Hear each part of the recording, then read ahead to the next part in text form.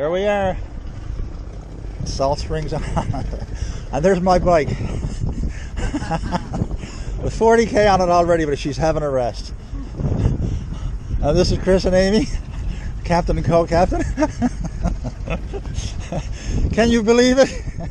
This could only happen to me. Anyway, it's so neat. We're here in Salt Spring. This is Salt Spring.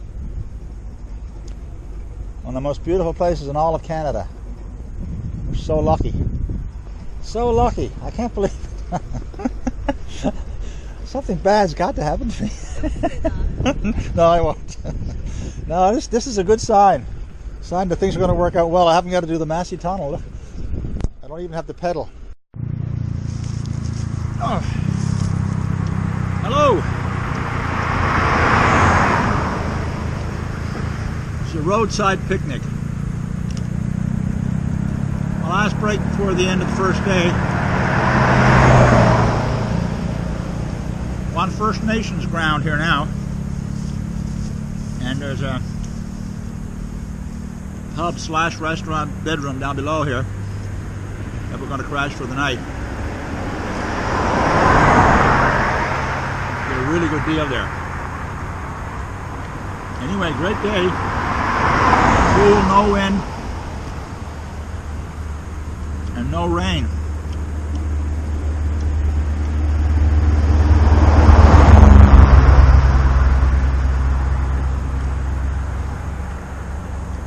Pushing for 4 o'clock now. I'll be off the road in about a half hour or so. Big day tomorrow.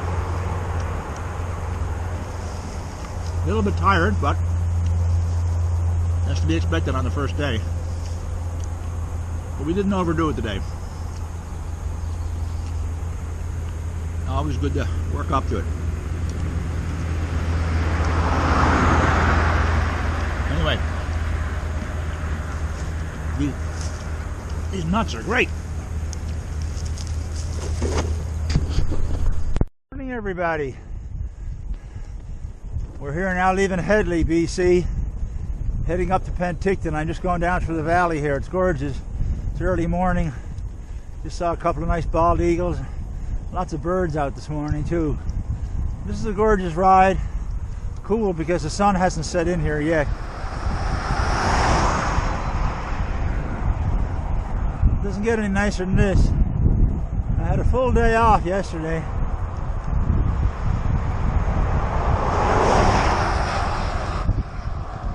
Talking to another cyclist last night, he said, don't go down the Crow's Nest. It's too many big hills. And wear myself out, and that's not what this ride's about. This ride is for Mike, and we're going to try to get that guy an arm. Now hang in here today with us. We're going to have a good one, I got a feeling. Alright, we're on the road to, we're here at Grenfell on the road up to Whitewood. That's the destination for today, and Les is with me. Great day, took my bags, sailing along. Northerly breeze, but what the heck, it's not in my face. Bless you, home. That's it.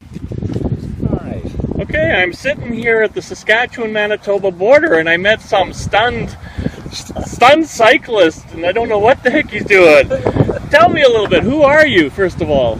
Well, they call me Brendan Dalton. That's what I was christened, and I'm from Newfoundland, from the Rock, and I'm out pedaling my butt off. I'm a father of 4, and I left Victoria just maybe 3 weeks ago now.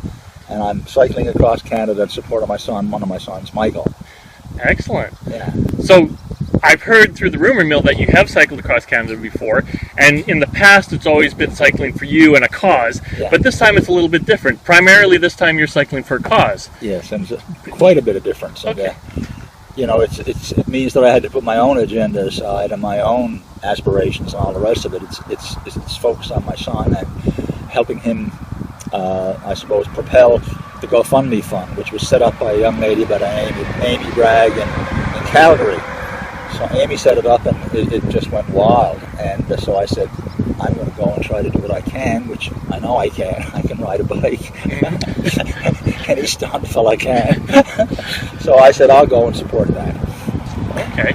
So tell us a little bit about your son then. Why are you riding for your son? Well, it's a bit of a long story, but and it started out tragically, but it's not working out that way. It's working out to be quite optimistic and quite uplifting, really, you know. But he was injured back in 2014, August the 31st. He was struck by a train, which took his lower portion of his right arm off, and it also struck him in the brain and left him with very little movement in the left arm and left leg. So basically speaking, he is, you know, in a long-term care facility in St. John's now, 3 years later, and functioning with one leg and going to physio, doing his thing, and really optimistic that, you know, that this bionic arm, which is what we're pedaling for this time, and what the GoFundMe thing is all about, this is what he's really keyed in on, and I think it'll make a world of difference to him, give him his life back, actually. I know, talking to you earlier, one of the things you said is Mike currently can't even scratch his own nose, No. and that's where the hopes of the bionic arm will dramatically change his life. Yeah, well, it's hard to picture it, but, you know, just picture yourself roped up all day, walking around, and you get an itchy nose, or something gets in your eye, or you want to, you know, clean out something out of your tooth, or whatever. You can't do it, you know, without somebody coming and helping you.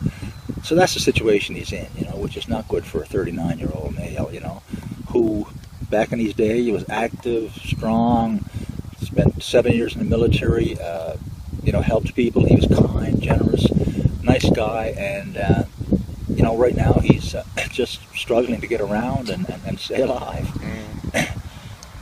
I heard when Mike was in the hospital, you spent a lot of your time right by his side, dedicated with him for months.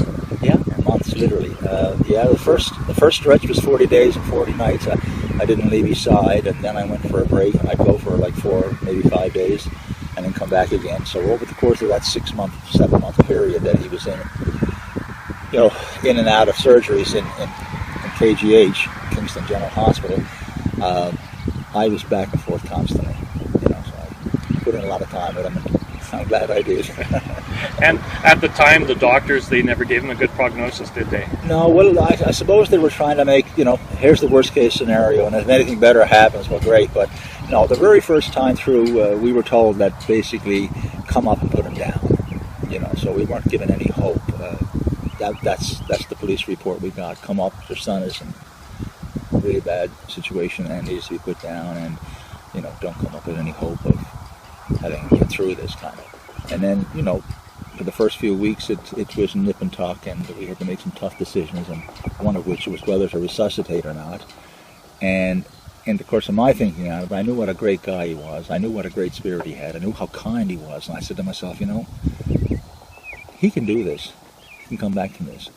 And so I took my permission away, and away he went, and he just got better and better and better, and progressively got back where he's completely functional.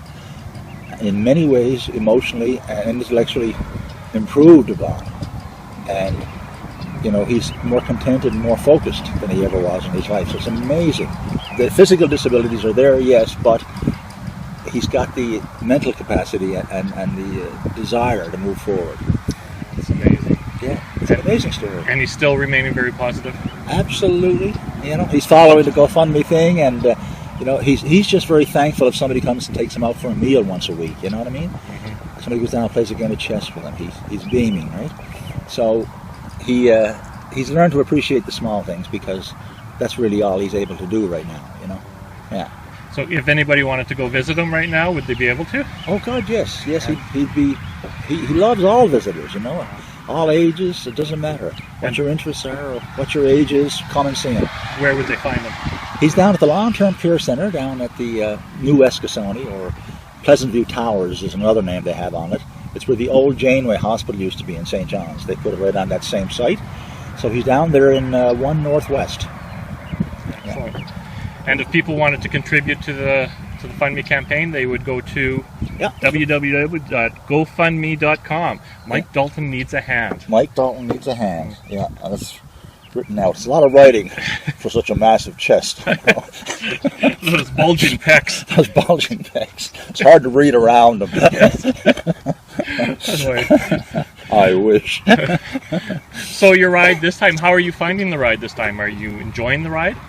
Well, like I've mentioned to you earlier, I mean, you coming along here in Saskatchewan has really picked me up because I'll be honest with you, people say to me, and they get kind of surprised, they say, what's the toughest part of the ride across Canada? And I, without hesitation, say, the prairies. And they say, what? Sure, they're all flat. It must be easy to pedal across there. No.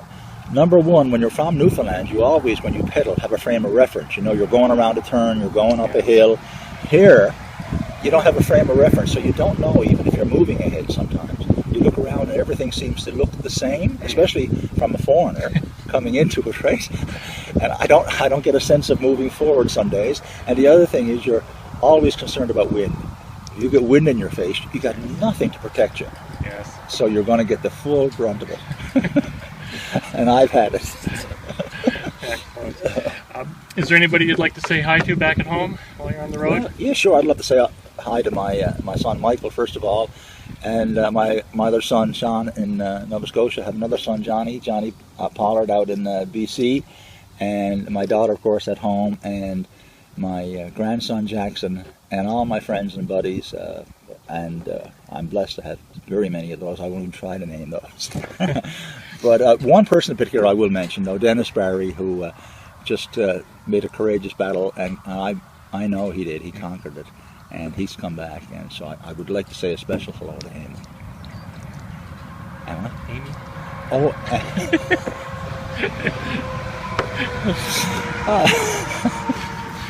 Yeah, well, it goes without saying. When you said back home, because Amy's out in Calgary, you see. Sure. But I mean, if anybody I had to thank from the bottom of my heart for doing this and starting this whole thing. I mean, I don't take any credit for this. Ani jumped in on the boat as she was sailing from port, right? I just happened to make it over the rail. But the lady who's the captain of that ship is Amy Bragg, and a good friend of Michael from his high school days. And I can't say enough. If I said thank you 1,000 times, it wouldn't be enough. So I just want to know her that she's absolutely blessed by us, his family, and appreciated by his family. It's good to have friends like that come into your life. It's great to have people like you. I mean, you're another blessing, you know what I mean? I've known you for years. You're always there. You're there to help people, and I know you. I know what you're like. I connected with you right off the bat. I know who you are. And, it's great to have people like that in your life, and you got to, because what are we here for? Exactly. What the heck are we here for, really? Are we here to make money? Set records? I don't think so. We're here to help each other, carry each other along. That's what we're here for. And this is so good about this GoFundMe thing, is that it's the common day person helping the common day person.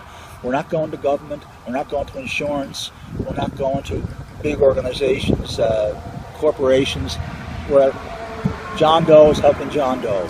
And that's the way it should be. And that's why I'm so on board with it. I praise you, Benny. It's an amazing journey that you've undertaken. Yeah. And it's for a great cause, and I hope Mike the best. Well, I hope he helps people. And I know from what you've said to me too, Les, that you're amazed by his spirit, and you've gotten from that, and that's what Michael wants. He wants to see people get better because he got better. That's why he's here. Any final tips for anyone that wants to undertake an adventure like this? Stay the heck home. No, whatever it is you dream about and you want, go and do it. Don't sit around. Life's too darn short. We're here for a short ride, and get out and enjoy it. And some days they're tough, but what's good is when you conquer something, you feel like $1 million at the end of the day. And you appreciate the shower, the bit of food, the bit of water. You appreciate the things that we automatically take for granted. So get out and do something that's going to make you happier. Excellent. So if anybody wants to donate, go to www.gofundme.com. Mike Dalton needs a hand, and put a donation, $2, $5, anything is welcome. Even an encouraging word. You can write right on the line, Excellent. Well, I wish you the best as you go into Manitoba. It's going to be an interesting province to cycle through. Yeah, it's pretty flat, and like a lot of the ground around here, but the good thing is that in 3 days I'm back into the woods again. Excellent. Yeah. Well, I wish you the best on your journey, Benny. Thank you, my brother. You bet. Loves you. Take care. All right. That's a lovely interview. You're pretty cool at this.